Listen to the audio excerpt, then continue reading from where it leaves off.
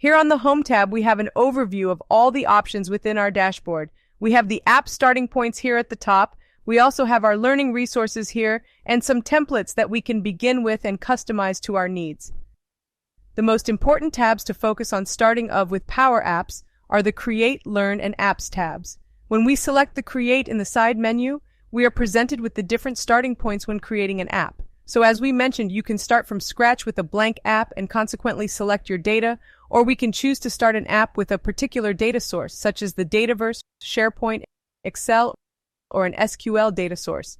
We can even start the app by uploading an image, and PowerApps will make an attempt to replicate what is in the image.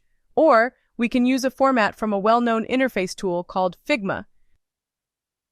If we scroll down, we can see there are options to start from a template, and these can be either model-driven apps that uses the Dataverse, or we can choose a Canvas app template that when created allows you to dive into the various design options and uncover ideas that can be utilized while crafting your unique Canvas apps. Each example demonstrates a real-life situation, although the data employed is fictional.